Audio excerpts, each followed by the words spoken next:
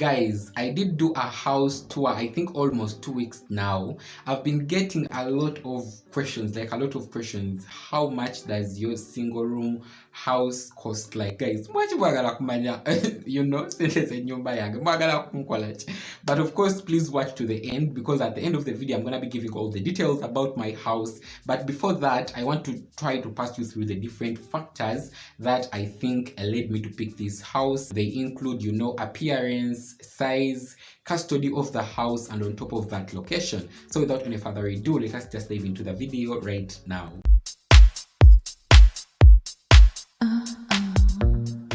Hi honeys, how are you? Tanya Nishailok here, and of course welcome back to my YouTube channel. How are you guys? I hope you are fine, amazing, good and well. Let me know by the way in the comment section below how you are. If this is your first time over here, hi there, I'm Tanya Nishailok.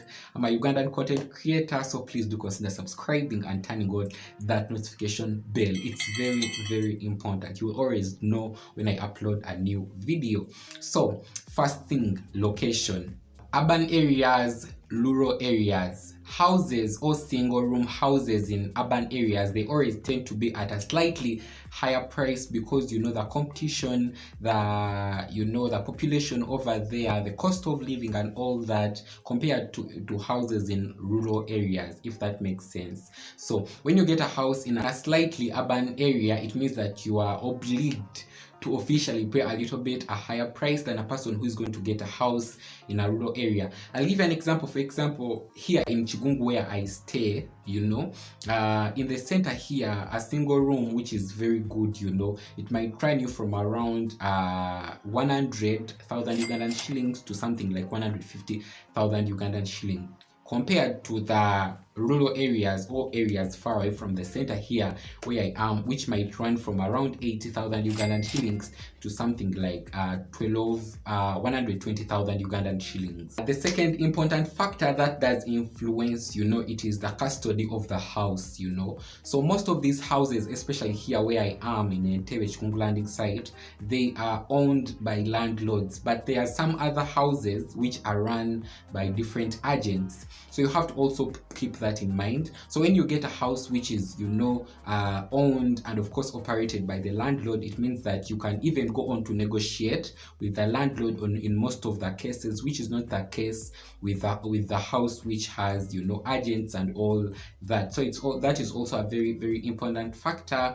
And also the prices might vary because as I told you, can negotiate with the landlord to reduce on the the monthly fee for the house. And for the agent, most of the time you cannot talk or you cannot of course negotiate. So a house which you might get from a landlord at around 100,000 Ugandan shillings every month, you might get it from the agent, the same house, at around 150,000 Ugandan shillings. The next factor, this is appearance. Appearance is very, very important, especially for you when you are looking out for a house. For me, at least in my own opinion, I needed a house that was very well painted. It had very good windows and doors and all that. And when I did find this, I think I did find my match. So I bring it back, of course, to you that appearance of a house is very, very important. A house that looks bad, it has no good paint inside, it doesn't have cement down, it doesn't have a ceiling up,